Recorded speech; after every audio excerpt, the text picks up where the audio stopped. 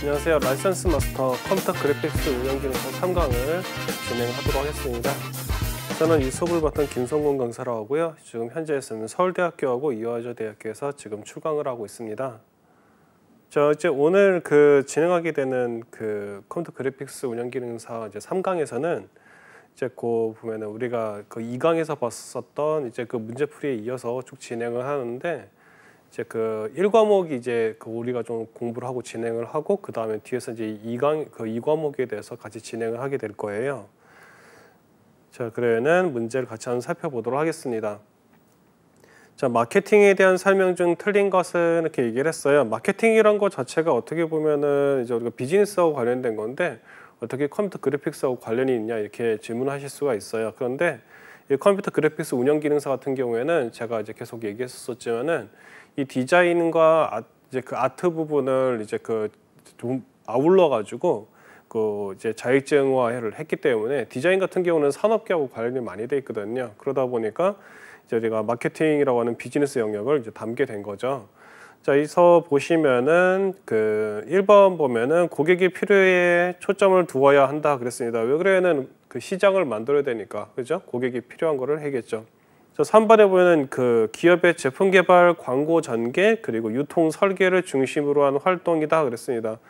마케팅이라는 게 보면은 이제 이제 포피라 불러가지고 프로덕트에서 제품 개발에 대한 게 있고요. 그 다음에 광고에서 프로모션이라는 부분이 있고, 그리고 유통 설계해 가지고 이제 플레이스라는 게 있습니다. 그래서 요 외에도 이제 프라이스라 불러가지고 가격에 대한 것들도 있어요. 그래서 그 4개의 포피를 설계를 해가지고 가면은 기본적인 마케팅에 대한 이제 준비를 해 들어간다는 건데, 요즘에는 지금 이제 시장이 더 다변화되고 복잡하게 돼서 7P까지도 지금 확장이 되는 그런 상황이다, 그렇게 보시면 돼요. 근데 이제 1번부터 3번까지는 다 맞는 얘기를 했는데, 4번을 보면은 소비자 중심에서 기업 중심으로 가야 된다 그랬습니다. 이건 완전 반대로 된 얘기죠. 자, 기업에서 소비자 중심으로 가야 되는 거예요. 이게 과거에는 우리가 제품을 만들거나 이제 어떤 컨텐츠를 만드는가 그러면은, 그게 이제 고객들한테 다 이제 흡수됐었던 어떤 그 시절이 있었는데, 그렇게 됐다가 이제 더 이상 이제 보면은 공급이 이제 수요를 넘어섰을 때 보통 보면은 경제 공황이라든지 문제들이 맨날 이제 일어났었죠. 그래서 이제 4번 같은 경우에 이제 보면은 답안에 해당이 된다 보시면 돼요. 자, 그다음에 이제 보시면은 디자인과 건축 분야에서 형태는 기능을 따른다라고 기능미를 처음 주장한 사람은 그랬습니다. 1번에 보시면은 루이스 설리반이라는 분인데, 이 스티브 잡스 평전 해가지고 하얀색 책 있죠. 근데 이제 되게 두꺼운 책이 있어요. 아마 보신 분들은 보셨을 텐데, 평전에서도 언급이 됐었던 분이죠. 그래서 디자인의 외형하고 기능과의 관계에 대해서 설명을 이제 했었는데, 거기서 언급된 분이 이제 루이스 설리반이라고 보시면 돼요. 그래서 우리가 아이폰이나 이런 갤럭시 이런 스마트폰을 봤었을 때 작게 돼가지고 이렇게 기존에 있던 폴더폰하고 다른 형태로 돼 있었죠, 그죠? 그래서 마치 생긴 게 어떻게 생겼냐면 노트북을 압축해 놓은 같은 그런 모양을 가졌었는데, 최초의 그런 스마트폰의 형태가 왜 그런 형태로 나오게 되는지에 대한 얘기가, 그리고 그것을 이제 기반한 철학이 어디서 나오게 됐냐면은 여기서 얘기하고 있는 이 형태는 기능을 따른다에서부터 시작이 됐다, 그렇게 보시면 될 것 같아요. 자, 그리고 이제 우리가 또 보면은 소비자가 광고의 시각 전달에 의해 인지할 수 없는 것은 그랬어요. 그래서 광고를 통해서, 그리고 그 광고에서 시각 전달, 이미지를 보아가지고 우리가 인지할 수 없는 것들, 고객이 인지할 수 없는 거에 대해서 얘기를 하는데, 시각적으로 전달되는 것은 보통 이미지이기 때문에요. 이제 제품에 대한 신뢰성이라든지, 그리고 제품이 이제 가지고 있는 철학들이 있죠. 그런 부분들, 그리고 현대인의 그런 감성이나 감정들, 이제 그런 부분들은 이제 보면은 시각을 통해서 전달될 수 있겠죠. 이래서 광고가 나오는데, 요즘에 지금 동시대에 있는 분들의 복장들 있죠, 그렇죠? 이제 그런 것이 나왔다 그러면은 이제 현대인들이 이게 지금 현재에 대한 얘기구나, 이렇게 할 수 있겠고, 광고에 막 한복 입은 분들이 막 나오고 옛날 이제 고대에 썼던 말투가 나온다 그러면은 저는 이제 혹은 조선시대나 고려시대인가 이렇게 이제 생각해 볼 수 있겠죠. 그런 것처럼 우리가 그 시각적으로 이제 전달되는 거에 대해서 우리가 이제 그 판단할 수 있는 게 있는데, 근데 이제 그 네 번째 보면은 제품의 가격에 대한 얘기가 나오는데요.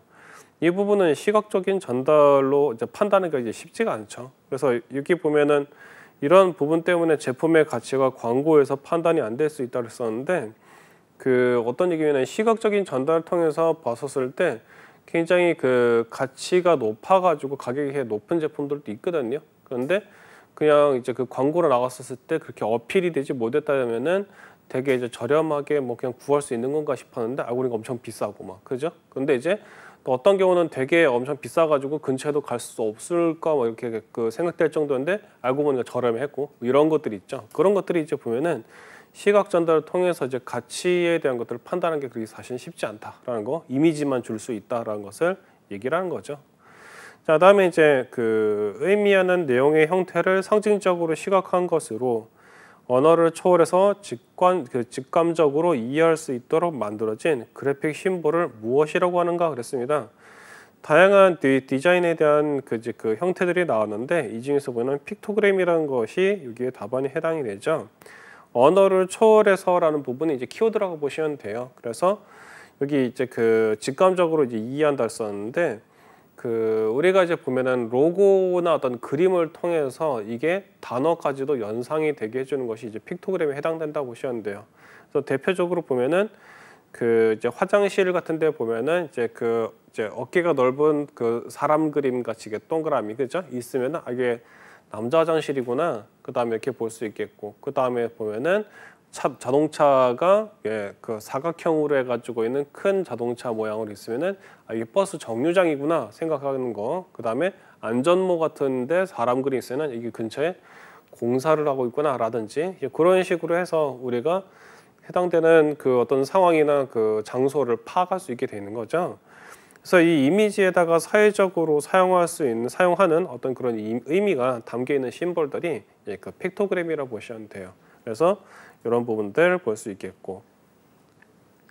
자, 다음 용어 설명 중에 적합하지 않은 것은 그랬습니다. 저 이거 1번을 보시면은 멀티미디어란 복합 매체로서 동영상, 애니메이션, 사운드, 이미지, 텍스트 등의 매체로 혼합한 것이다.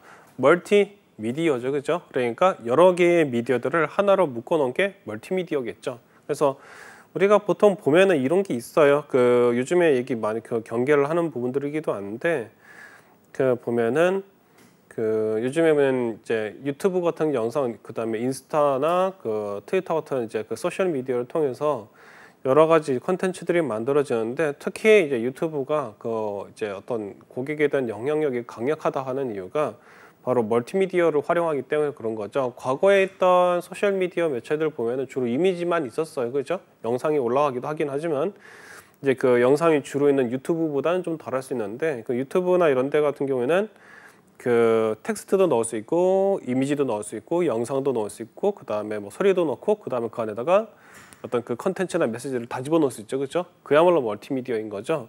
하이퍼링크 같은 거 넣어서 딴 데로 이동할 수도 있고, 그렇기 때문에 어떻게 되면은 이런 미디어들이 겹쳐가지고 있을 경우에 어떻게 된다? 일반적으로 사람들은 거기에 그 신뢰를 하고 신용을 거기다가 이제 전달하게 돼 있거든요. 갖게 돼 있거든요. 아, 이거는 좀 믿을 수 있겠다. 그래서 최근에 보면은 이제 어떤 그 공적 방송이 아니고 유튜브에서 올라오는 알 수 없는 그 어떤 그 뉴스를 보고서 사람들이 잘못된 투자를 한다든지 그런 사건들이 터지는 게 그 이유가 바로 뭐다? 멀티미디어를 활용했기 때문에 이제 그렇다라고 보시면 돼요. 자, 그래서 이제 그 2번 같은 경우는 HD TV는 텔레비전 해상도를 발전시킨 고품질의 텔레비전이다 그랬습니다. HD TV 같은 경우에는 여기서 말한 대로 해상도를 강화시킨 TV라고 보시면 되겠죠. 그리고 뉴 미디어란 신문, 방송 등의 기존 매체에 최고의 정보통신 기술이 결합된 미디어 또는 그들을 조합한 네트워크를 총칭한다 그랬습니다. 뉴 미디어란 것이 보면은 기존의 신문이나 방송들에서 보면, 근데 방송들도 사실은 그 과거에 썼을 때 아마 뉴미디어 범주에 들어왔었을 거예요. 원래는 그 페이퍼라고 하죠. 종이로 해가지고 종이, 잡지, 뭐 신문 이런 걸로 했었는데 TV라는 장치를 통해 가지고 영상으로 쫙 나왔던 거죠, 그죠? 그런데 이제 여기서 말하는 뉴미디어라는 거는 정보통신이라는 개념이 결합이 돼야 돼요. 그러니까 그 디지털 장비들이 있죠. 그래서 뭐 저장이 가능하고 뭐 편집이 쉬워야 되고 뭐 이런 거. 그래서 그런 형태로 된 게 뉴미디어고, 최근에는 이제 이제 인공위성이나 이런 것들이 이제 스페이스에 썼던 거예요. 거기서 이제 막 위성을 막 잔뜩 해가지고, 그래서 오지에서도 인터넷을 이제 우리가 다룰 수 있도록 해가지고 그런 서비스를 지원해주는 회사들이 나와가지고 전 세계를 연결을 해서 이제 보면은 정보가 더 빠르게 이제 이동을 하게 되는 거죠. 그런 형태로 이제 제공이 되는 디지털, 그냥 기본적으로 정보통신과 디지털이 들어가 있는 미디어, 이게 뉴미디어라고 보시면 돼요. 네 번째 보시는 SNS는 TV 프로그램이나 영화 제작에 참여한 연기자와 작가, 연출가 등의 명단을 말한다 그랬습니다. SNS는 소셜 미디어인데 지금 뭐 연결된 게 좀 잘못돼 있죠, 그죠? 그래가지고 이 같은 경우는 용어 설명이 잘못돼 있다 이렇게 보시면 되겠어요. 자, 그렇게 이제 보고 그 다음에 자, 실내 디자인 얘기입니다. 실내 디자인에 드는 비용을 최소화하는 방안으로 틀린 것은 그랬어요. 자, 시설비를 줄인다. 그 다음에 이게 이제 비용을 줄이는 방법이에요. 그래서 자, 1번 시설비를 줄이고, 2번에 천장이나 벽면에 요철을 적게 하고, 그 다음에 3번에 표준화된 치수의 제품과 규격화된 기성품을 활용한다 그랬습니다. 근데 제가 들어서 알고 있는 건 어떤 게 있냐면은 기업체가 왜 우리가 이제 보면은 건축을 하거나 뭐 이제 인테리어를 하거나 할 때 큰 기업체들 있잖아요. 큰 기업체들한테 이제 그런 이제 프로젝트들이나 일을 이제 의뢰를 하거나 그렇게 된 이유가 있는 게, 이게 벌써 이제 그런 것들이 소스가 좀 풀리기 시작한 거죠. 그러면은 자, 듣기로도 뭐 아파트 건축이든 실내 이제 건축이든 디자인이든 간에 큰 기업체는 여러 가지 형태의 프로젝트를 진행을 했기 때문에 어떤 건축물을 이제 우리가 만들거나 실내 디자인을 하게 됐었을 때 어떻게 됐어요? 데이터들이 다 있으니까 이 정도의 형태를 진행하게 되면은 어떤 부품이 들어오고 얼마의 비용이 나오면은 이제 적절하게 우리가 이제 이제 프로젝트를 만들 수 있다라는 게 나와 있다 얘기를 하시더라고요. 그래서 해당되는 그쪽에서 이제 인부로서 일을 하셨던 분들이나 관리하셨던 분들 말씀을 들어보면은 뭐 이제 그쪽 실내 디자인이나 인테리어나 이런 거 작업을 할 때 이제 나사못 하나도 보면 개수가 뭐 더 많이 남고 이런 경우가 없다 하시더라고요. 정확하게 그 부품 그대로 들어가고 그 다음에 남는 경우 없고, 그래가지고 철저하게 기획이 다 돼 있다 얘기를 하시는 거예요. 그만큼 돼 있기 때문에 그래서 여기서 얘기하는 표준화된 치수의 제품하고 규격화된 기성품을 활용한다는 게 왜 비용 최소화하고 관련이 있냐면은, 그런 기업체들 같은 경우에는 어떤 프로젝트 방법론이 명확하거든요. 그리고 또 그런 방법론이 실무하고 연결이 돼가지고 맞물렸었을 때 또 이제 이제 시행착오나 이런 것들을 다 보면 다 거쳐갔기 때문에 이제 그런 부분들을 이제 활용하니까 이제 비용을 줄일 수 있다는 얘기인 거죠. 그래서 네 번째 보면은 실내 디자인의 효과를 높이기 위해서는 구입비와 유지 관리비를 최대한 많이 책정한다 그랬는데, 우선 비용을 최소화한다는 얘기는 비용을 안 쓰는 거겠죠, 그죠? 덜 쓰는 거고, 그래서 비용을 높이면은 총 비용 자체가 증가하게 되니까 지금 이제 비용을 최소화시키는 거하고는 거꾸로 간다 이렇게 보시면 될 것 같아요. 자, 그 다음에 또 한번 보겠습니다. 자, 보시는 이제부터 여기부터는 이제 어떻게 되는 이 과목인 색채 및 도법으로 들어가요. 그래서 우리가 이제 방금 했던 문제부터는 1과목에 해당이 되고 이제부터는 색채에 해당이 된다고 보시면 되겠습니다. 자, 그래서 이제 보면은 이래요, 문제가. 그래서 분위기도 문제 스타일도 좀 다른데, 자, 병원의 수술실의 벽면을 밝은 청록색으로 칠하는 가장 큰 이유는 그랬습니다. 그래서 우리가 1과목 때는 비즈니스나 이런 어떤 비용적인 것들이라든지 뭔가 만들기 위한 것들이 들어갔다면 2과목부터는 지금 보시는 것처럼 색채를 어떻게 쓸 것인지, 그림을 그리는 도법은 무엇인지 이런 거에 대한 지식을 물어보는 거죠. 조금 더 디자인에 대한 것들이 들어갔다 그렇게 보시면 돼요. 자, 1번에서 얘기를 하고 있습니다. 수술실 벽면이 청록색으로 칠해지는 이유는 그냥 하는 게 아니고, 1번에서 보시는 바로 이 수술을 할 때 잔상, 그림자 같은 거라든지 혹은 어떤 빛에 의해서 없는 건데 있는 것처럼 보이는 그런 어떤 시각적 어떤 상황 있죠. 그거를 막아버리기 위해서라는 거죠. 그래서 극도로 섬세한 의료 행위를 진행할 때 미세한 부분에 대해서도 신경을 써야 된다는 거죠. 그래서 병원 특유의 색상은 이러한 부분까지 전부 연구를 했다라는 거예요. 그래서 우리가 이제 공공기관이나 혹은 이런 이제 노후화가 많이 필요한 그런 기관에서는 진짜 어떤 그 조명이나 어떤 그 색상을 넣거나 이런 것들이 많은 연구를 거쳐서 그렇게 돼 있다라는 거. 그렇기 때문에 우리가 뭔가 그 기관에서 이런 어떤 이제 일을 진행하거나 이렇게 하려고 할 때는 사실상 먼저 이런 부분들은 이제 좀 학습을 하고 이제 좀 들어가야겠죠. 그래서 이제 실무 지식이 중요하다는 게 이제 그런 부분인 것 같아요. 그렇게 보시면 되겠고요. 그다음에 자, 인간이 사물을 보고 대뇌에서 느낄 수 있으려면은 그 빛 에너지가 전기 화학적인 에너지로 바뀌어야 된다는 거죠. 이를 담당하는 수용기관은 무엇인가라는 얘기를 한 거예요. 자, 눈으로 우리가 이제 빛을 이제 그 빛 에너지가 전기 이제 에너지로 바뀌어 가지고 이제 그것을 이제 우리가 이제 그 감각기관으로서 받아들이게 되는데, 자, 이거 경우는 이번에 해당하는 망막이라고 볼 수 있습니다. 망막이라는 기관은 카메라로 찍은 필름에 해당이 돼요. 그래서 그 안구의 안쪽에 위치를 하고 그 안구 안쪽을 이제 그 3분의 2 정도 덮고 있다는 거죠, 망막이. 그래서 이거 자체는 보면은 투명한 형태의 이제 신경 조직이라고 보시면 돼요. 그래서 어떤 이런 그 인체 해부학적인 부분들 이런 걸 통해서 우리는 그 색상이나 이런 부분들을 이제 인지를 하게 돼 있죠. 그래서 사람의 눈이 이제 그 느끼게 되는 어떤 그 색깔이나 그 디자인의 어떤 형태들 그런 것까지도 우리가 다 감안을 해서 디자인 그 어떤 그 이제 컴퓨터 그래픽스에 대한 그 실무 작업을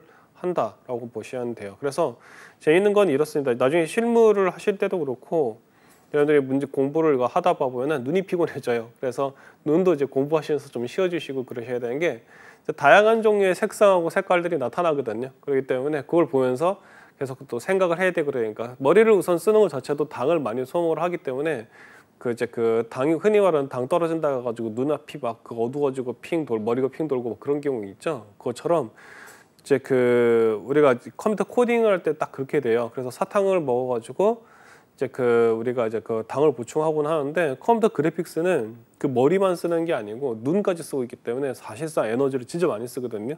그러니까 시험을 준비할 때도 그 우리가 1강 때도 있잖아요. 4시간 동안 공부를 하기 때문에 그 시험을 치기 때문에 에너지를 진짜 많이 쓴다. 그래서 시험을 끝나고 나올 때는 기진맥진해져요. 그게 이제 하나의 특징이다 보시면 되겠고. 다음 문제에서 보시면 이렇습니다. 일반적으로 색채 조화가 잘 되도록 배색을 하기 위해서 종합적으로 고려해야 될 사항이 아닌 것은 그랬어요. 아닌 거. 그래서 자, 이번에 보면은 이래요. 색채의 조화를 이루기 위해서 색상을 이제 배치를 하게 되는데 이때 이제 그 해당되지 않는 것은 이번에 있는 모든 색을 어떻게 한다? 동일한 면적으로 배색을 한다는 거죠. 자, 색마다 특성이 있어요. 그래서 어떤 색은 확장되는 효과를 보여주기도 하고 어떤 경우는 어떤 색은 이제 위축된 형태로 보여주기도 하죠. 그래서 차가운 색이냐 뜨거운 색이냐 이런 것들이 있는데 이 면적을 동일하게 한다고 해가지고 색상의 어떤 그런 색채가 조화를 이룬다라든지 그런 건 전혀 아니라는 거죠. 왜 그러냐? 색의 성격은 절대 바뀌지 않기 때문에. 그래서 이제 그렇다라는 거죠. 그래서 얘는 2번 같은 경우에 이제 틀린 얘기를 하고 있다. 이제 그렇게 보시면 되겠습니다. 자, 그리고 이제 그 보시면은 저드의 조화론 중 질서의 원리에 대한 설명으로 옳은 것은 그랬어요.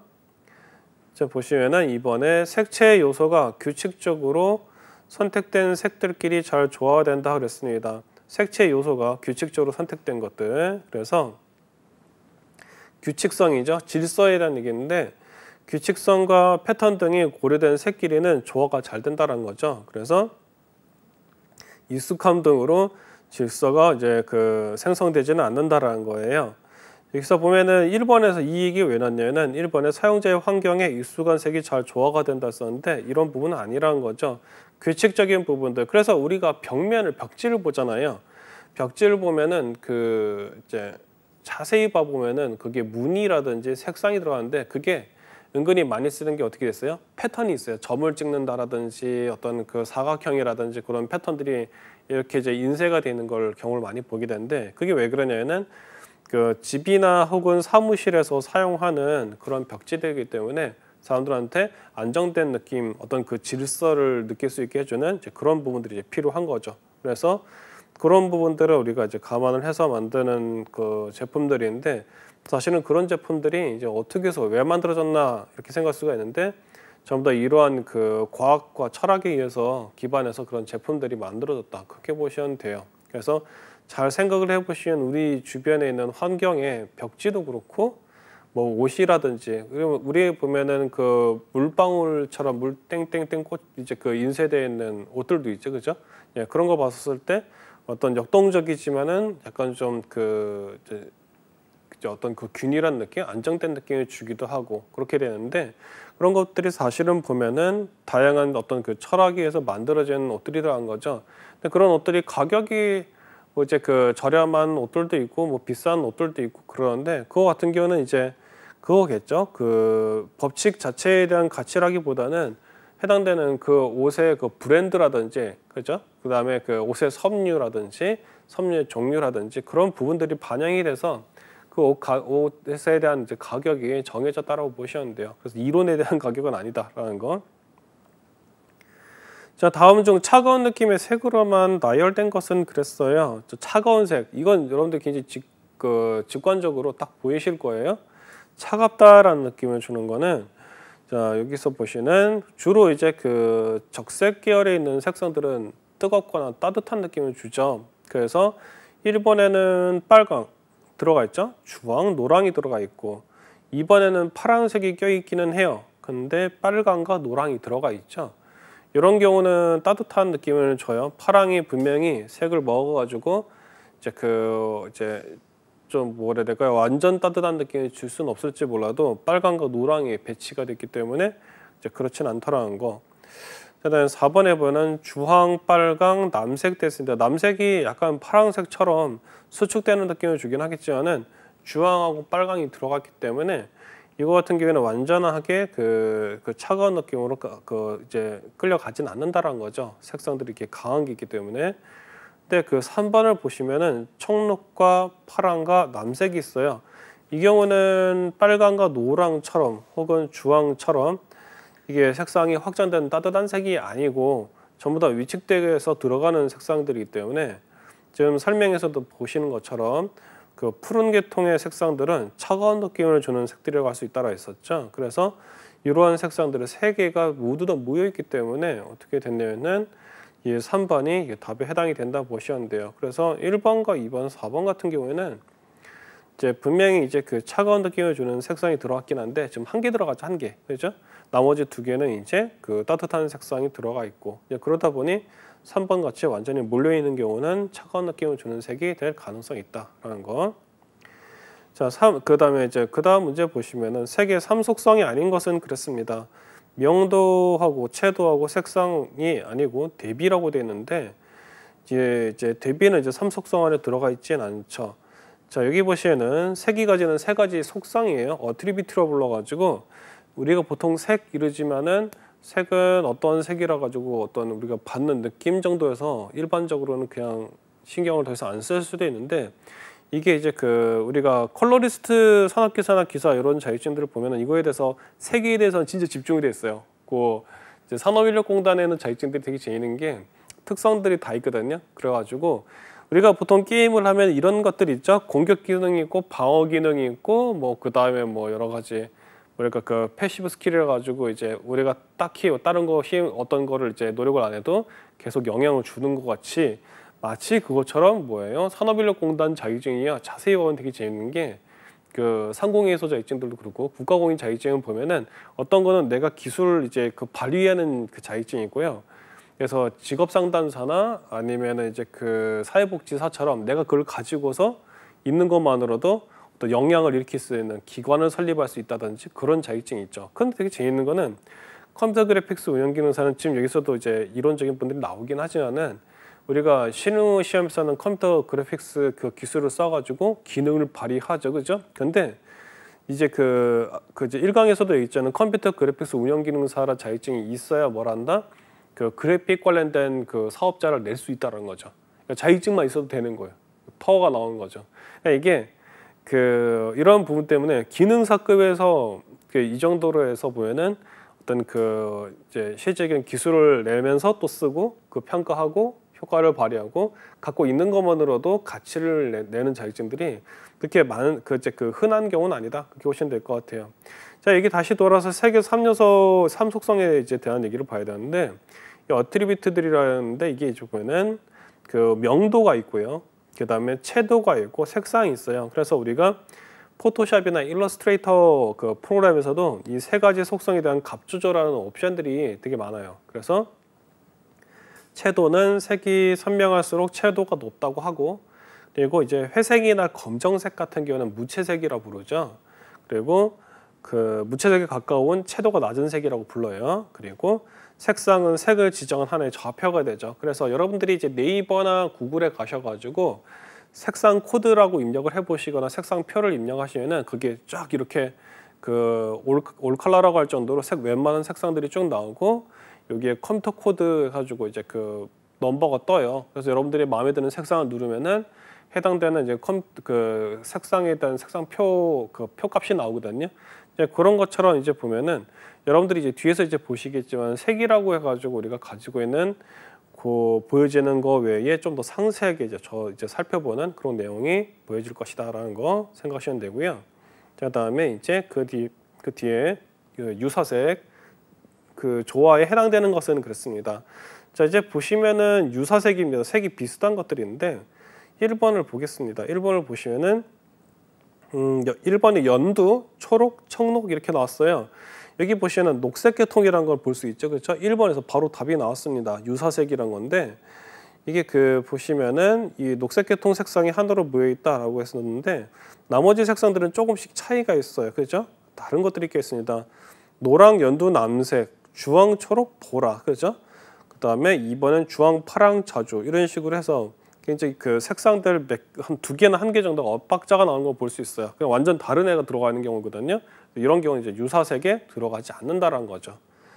자, 그래서 이제 그 지금 그 색상에 대한 어떤 균형에 대한 걸 얘기를 하고 있는데, 자, 다음 중 그 가산 혼합에 해당하는 것은 그랬어요. 가산 혼합, 색상을 이제 더한다라는 건데요.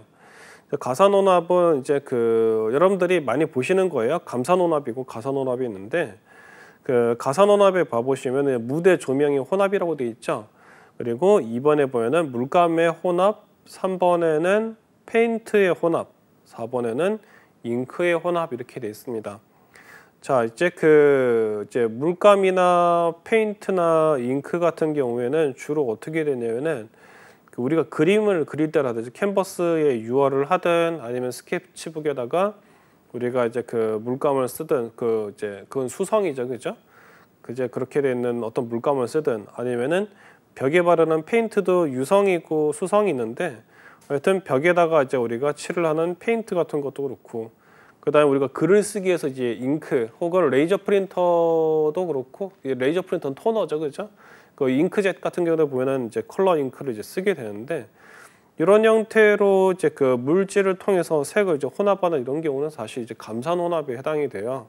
그래서 이런 감산 혼합의 특징은 이제 그 색을 합할수록 이제 검정색을 향해 가고 있죠. 그렇게 되는 게 이제 감산이라고 보고 있고 이제 그다음에 광원의 이제 빛에 의해서 이제 색을 이제 혼합을 하게 된 경우는 가산 혼합이라고 이제 보시는데요. 근데 이게 1번에 보면은 무대 조명의 혼합이 이제 가산 혼합에 이제 그 속한다 이렇게 보시면 되겠죠.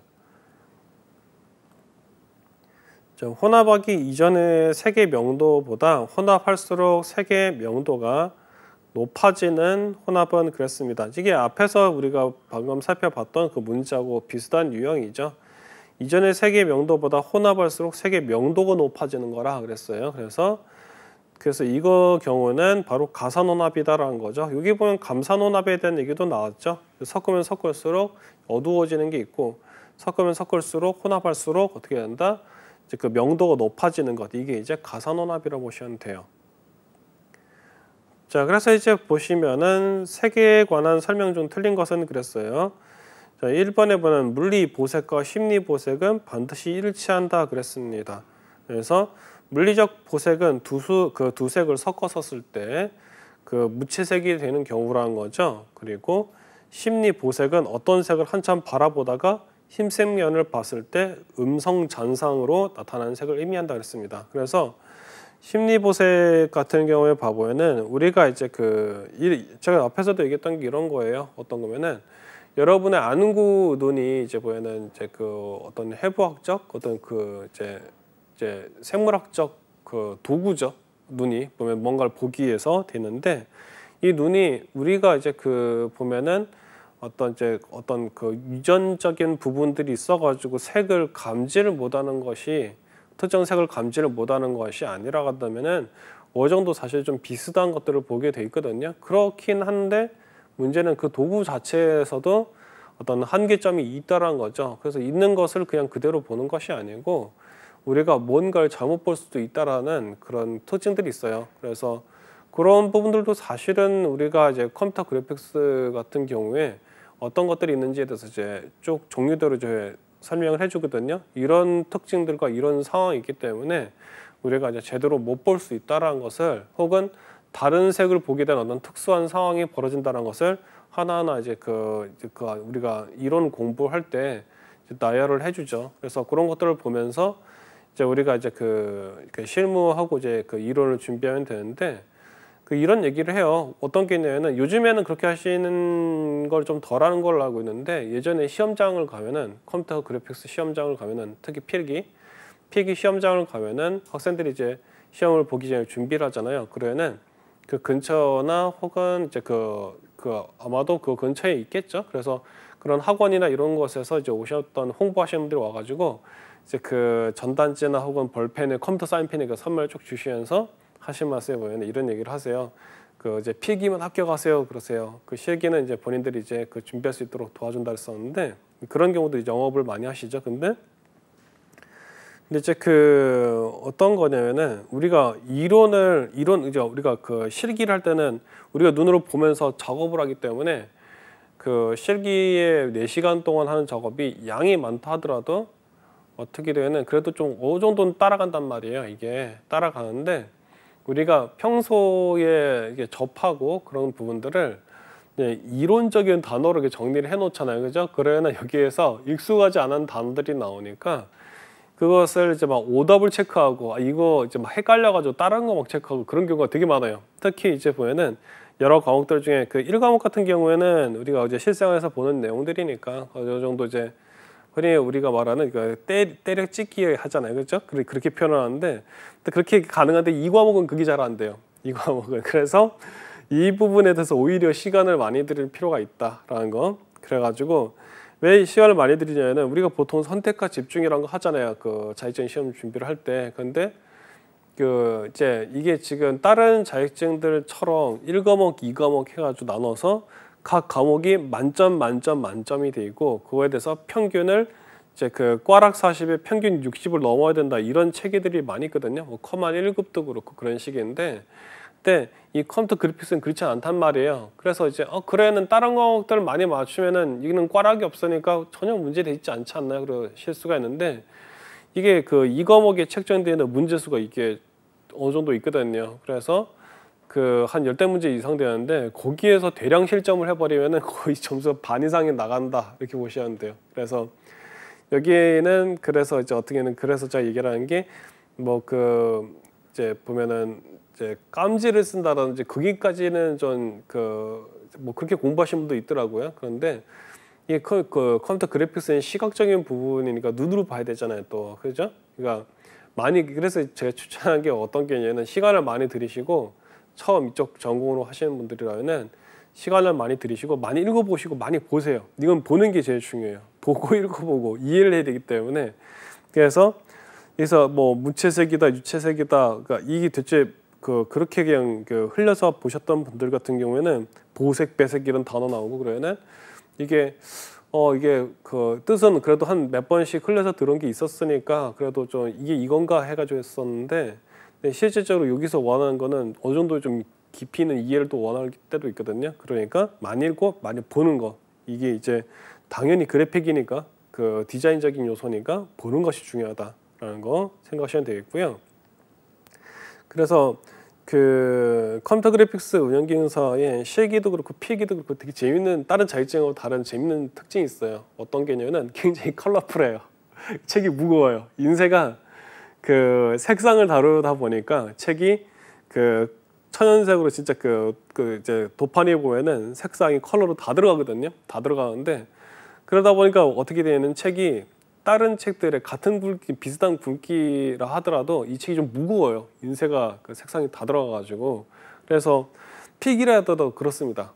실기는 말할 것도 없고요. 필기도 해도 좀 무겁거든요. 그래서 이제 그런 부분들을 좀 왜 그렇게 이제 무겁다 하더라도 어쩔 수 없이 컬러를 그렇게 집어넣었냐 하면은 바로 이런 부분들 뗍니다. 이렇게 보시면 돼요. 그래서 좀 독특한 자격증이다 이렇게 보시면 되겠고. 그 웹디자인 같은 경우는 그렇지는 않아요. 왜냐면은 그 컬러 코드를 쓰기 때문에 그쪽 같은 경우는 이제 코딩 해가지고 이제 코드를 쓰는 거거든요. 그 소프트웨어에 대한 코드를 쓰기 때문에 이제 컴퓨터 그래픽스 같지는 않죠. 자, 점을 여기 그 다음 문제 또 한번 봐보겠습니다. 자, 점을 찍어가면 그 그림을 그린 인상파 화가들의 그림과 관련된 혼합은 그랬습니다. 인상파 화가들 이제 여러분들 관심 있으신 분들 한번 구글이나 이런 데서 검색을 해보시면은 그 여기에 그 작가들의 스타일이 나오죠. 그래서 되게 재밌어요. 이런 거 보면은. 그래서 3번에 보면 이제 그 병치혼합이라는 것이 나와요. 그래서 이 병치혼합은 두 가지 이상의 작은 색 점을 어떻게 보면 촘촘히 배치했을 때 멀리에서 보면은 혼색돼서 보이는 색의 혼합 방식, 이게 이제 그 병치 혼합이라는 거죠. 그래서 이제 이 여러분들이 보시면은 그 이제 그 당시 피카소 그 이전에 근대 화가들이나 그런 분들 중에서 인상파 화가분들의 이제 그쪽 철학을 따라가는 작가들을 그림을 봐보면은 이제 그 고흐 시대에 있었던 작가들이라든지 그런 분들을 봐보면은 점을 찍어가지고 색을 이제 그 멀리서 봤을 때 점을 찍어가지고 각각에 있는 그 점들이 가지고 있는 색이 혼합이 돼서 특정 색상으로 보이도록 만드는 그런 효과들을 그대로 이제 활용을 하세요. 그러니까 그만큼 그분들이 연구를 많이 하셨던 거죠.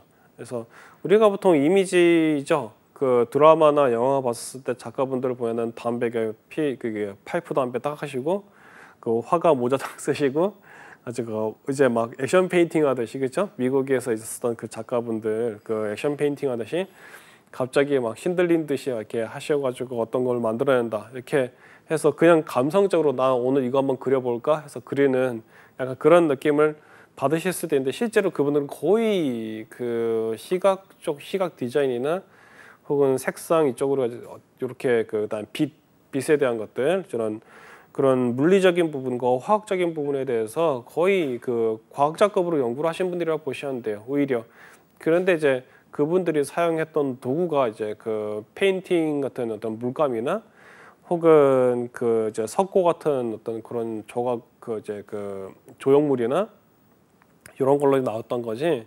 실제 이분들이 사용했었던 기법들을 보면은 상당히 과학적인 게 많아요. 그래서 실제로 또 이제 과학적인 부분들을 많이 연구를 해서 작품에다 도입했던 대표적인 분이 르네상스 시대에 보면은 그 우리가 레오나르도 다빈치라든지 그죠? 미켈란젤로나 그 다음에 이제 독일에서는 듀러라는 분이 있어요. 브레이트 듀러였었던 그런 분이 있는데 되게 이제 그쪽에서는 이제 그 독일 쪽에서는 북부 이제 그 르네상스를 이끌었던 분이죠. 그래서 그 듀러 같은 경우에는 그 이제 우리가 보통 유화 기법을 해서 이제 섬세하고 치밀하게 이제 그 작품을 이제 그려내는 게 있어요.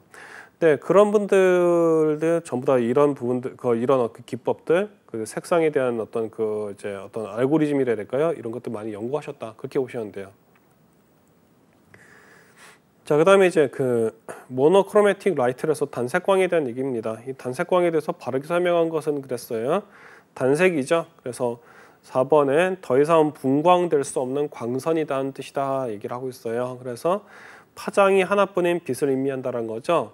그래서 이제 시각적으로는 어떻게 되냐면 이게 한 가지 색이라고 판단되는 빛을 말한다고 보면 된다 이렇게 얘기했습니다. 그래서 그 색이 이제 색을 낼 때는 다양한 이제 조건에 의해서 사실은 색이 나온 거거든요.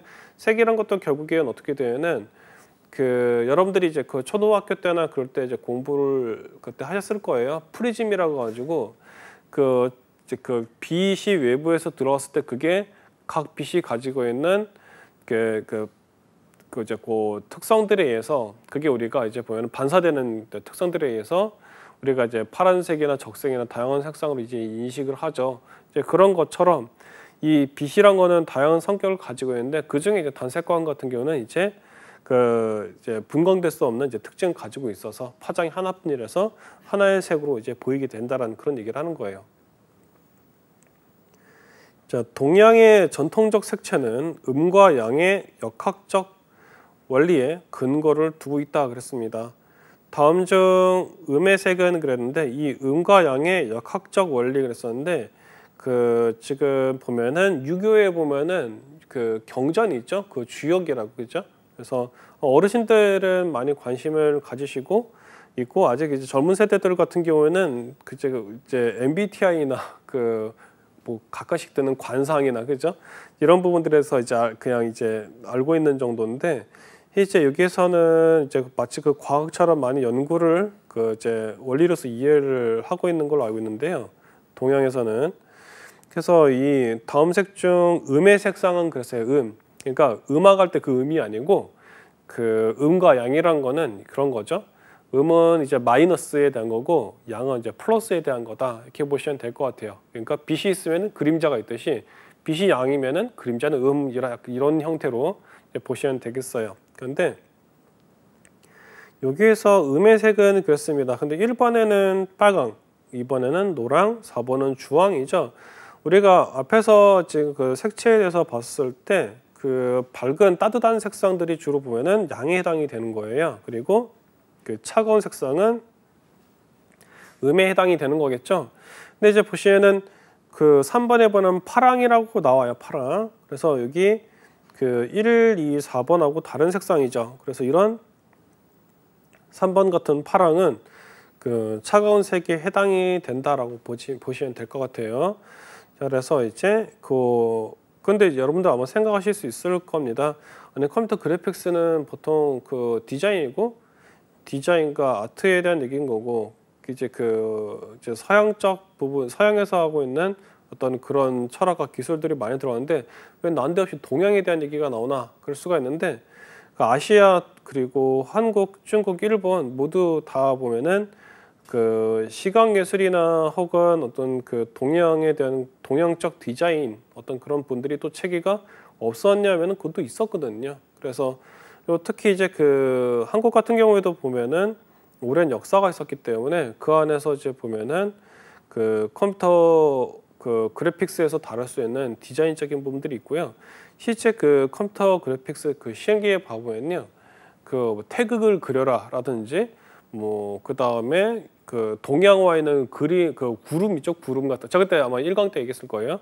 어떤 학생인데 구름을 너무 이상하게 그렸다 했었는데 딱 그 얘기가 그거예요. 그래서 구름이나 뭐 호랑이, 수염이나 이런 것들 그리는 그 장면이 나와요. 그 장면도 있고 그런 것을 그대로 똑같이 문제로 이제 그 답안으로 만들어라 뭐 이런 것들 나오거든요. 일러스트로 해야 돼요. 그래가지고 그런 부분들이 있는데 이런 것 같은 경우는 이제 보면은 실제 실무에서도 봐보면은 문화 행사들이 한국 전통 문화 행사들이 많이 있어가지고 거기에 대한 포스터나 디자인이나 엽서나 이런 것들을 만들어야 되는 상황들이 있을 수 있거든요. 그래서 이제 그런 부분들을 이제 흡수할 수 있도록 하기 위해서 이제 이론에서 동양에 대한 얘기들이 이제 이렇게 좀 나온다 이렇게 보시면 될 것 같아요. 그래서 그렇게 돼 있고. 자, 용기와 열정, 그다음에 생동의 표현, 활력의 원천으로 상징되어 왔었던 색은 그랬습니다. 자, 용기와 열정, 생동의 표현, 활력의 원천. 여러분들은 특히 그러면 여러분들 부모님 세대에서 한번 말씀을 들으셨을 거예요.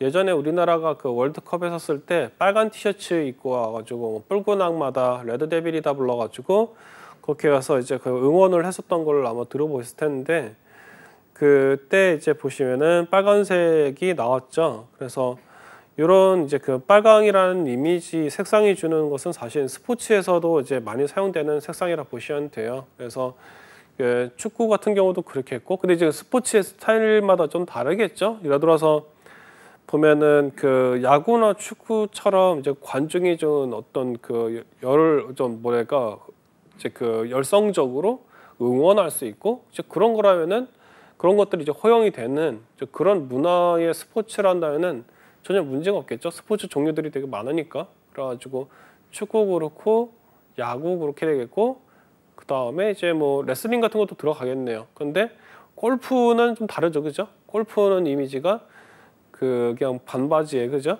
가지고 그 셔츠 이렇게 해가지고 이제 그 모자를 쓰거나 해가지고 이제 그 골프채를 가지고 집중을 해서 이렇게 탁 쳐가지고 멀리 날리고 그죠? 어떤 홀에다가 이게 딱 이제 넣고 그러면서 이제 조용히 있던 그 이제 관중들이 박수 치고 약간 그런 분위기인데 만약에 골프 그 이제 그 시합하는 곳에서 그 필드라고 그러죠? 그 필드에서 그 지금 빨간색의 빨간 악마 티셔츠를 입고서 거기에는 관중들이 뒤에서 막 이제 그죠? 그 막 뭐지 그막 필인지 그게 그제 호루라기인지 그런 거 막 불면서 아마 그렇게 하면은 아마 그 필드에서 아마 잡혀가지고 아마 쫓겨날 거예요, 그죠? 그래서 이제 그 스포츠마다 분위기가 다르고 여기 스타일이 다른데 어떤 그런 그 어떤 좀 선동적이거나 그죠? 선동적이거나 강렬한 어떤 그 이제 어떤 이미지를 주기 때문에 효과를 주고 그래서 사실은 좀 조심스러운 색이라 얘기할 수 있겠죠.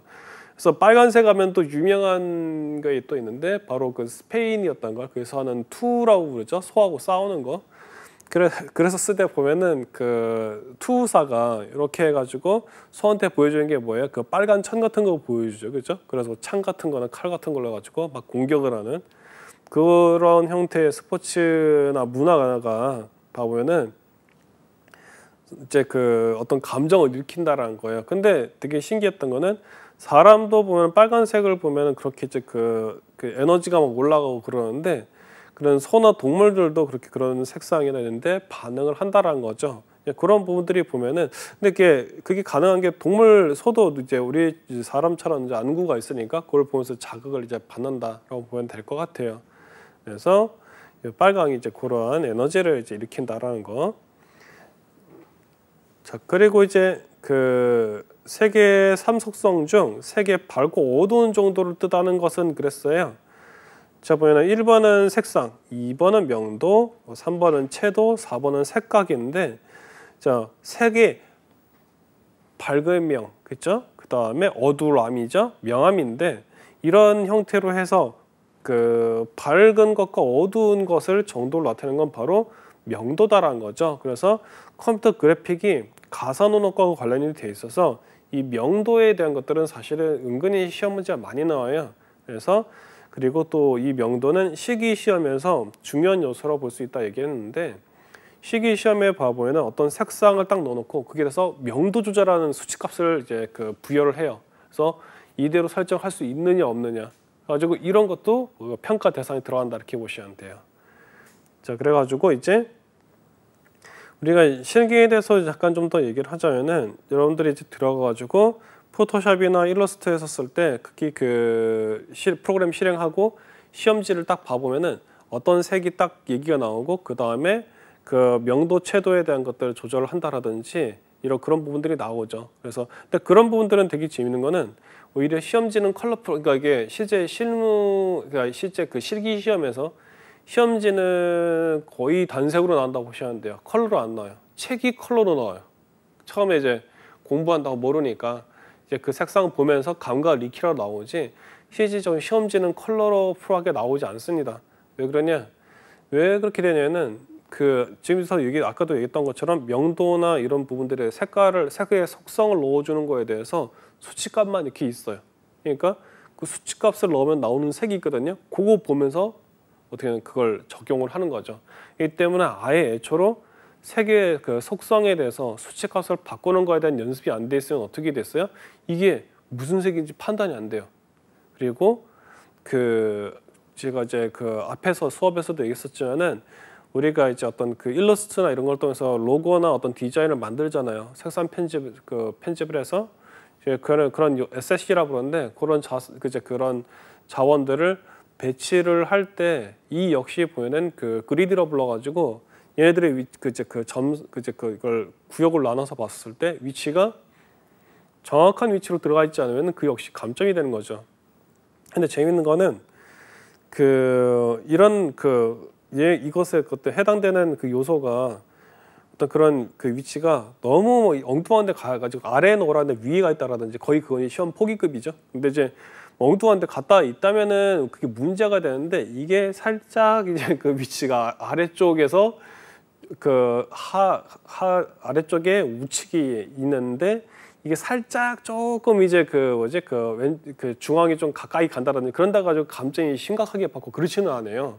근데 그것도 이제 상황에 따라 다르긴 하죠. 이게 어떻게 보면 이제 사람의 눈으로 이제 보는 거니까 그렇긴 한데 그런 배치 같은 경우는 좀 어느 정도 신경을 쓰면은 사실은 그 부분은 이제 시험 문제를 우리가 어떻게 좀 해볼 만한데 색상에 대해서 우리가 속성값 넣을 때 어떻게 이제 해야 될지 익숙하지 않다면은 그건 진짜 답이 안 나오죠. 그러니까 그래서 문제집들이 실무 문제집들이 봐보면 컬러로 해서 나오는 게 이런 속성에는 이런 색상이 나온다는 걸 학습을 시키는 거예요. 그래서 그대로 넣으면은 이런 색깔이 나오니까 이대로 하면 된다 해서 그래서 실무 문제집도 그렇고 필기 문제집들도 그렇고 보면은 그다음에 요즘에 인터넷을 많이 또 공부하시니까 PDF 같은 걸로 그런 것들 좀 봐보면은 대부분 다 올 컬러로 나오는 이유가 실제 시험 문제에서 어떤 색상으로 나올지에 대한 이제 감을 잡으라는 거죠.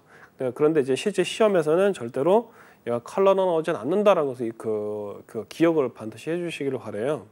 이제 문제 하나를 통해서 생각을 좀 해보면서 하게 될 경우에 이제 자격증 합격에 더 가까이 갈 수 있다는 것을 생각하시면 될 것 같습니다. 자, 그러면은 3강은 여기까지 하도록 하고요.